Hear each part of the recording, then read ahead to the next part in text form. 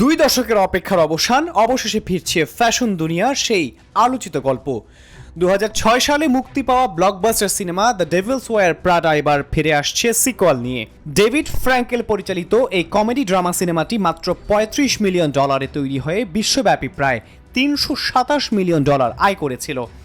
Fashion, ক্ষমতা আর ব্যক্তিগত জীবনে টানাপোড়েনের গল্পে সিনেমাটি একসময় দর্শকদের মন জয় করে নিয়েছিল।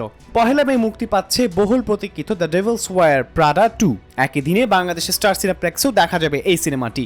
সিকিউলেও থাকছেন আগের মতোই তারকাবহুল cast, Meryl Streep, Anne Hathaway ও এমিলি ব্লান্ট। সঙ্গে যুক্ত হয়েছেন স্ট্যানলি টুসি, কেনেথ ব্রানা সহ আরও অনেকে। ফ্যাশন ইন্ডাস্ট্রি চকচকে দুনিয়া, ক্ষমতার লড়াই আর ব্যক্তিগত সম্পর্কের জটিলতা সব মিলিয়ে আগের গল্পের ধারাবাহিকতায় ফিরছে নতুন অধ্যায়। এদিকে মুক্তির আগে সামাজিক যোগাযোগ মাধ্যমে শুরু হয়েছে ব্যাপক আলোচনা।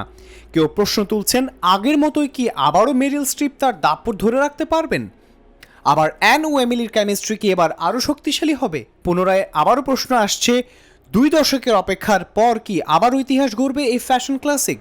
আহমদ ইমতিয়াজ, নিরপেক্ষ। নিরপেক্ষ, সত্য প্রকাশে আপোষহীন।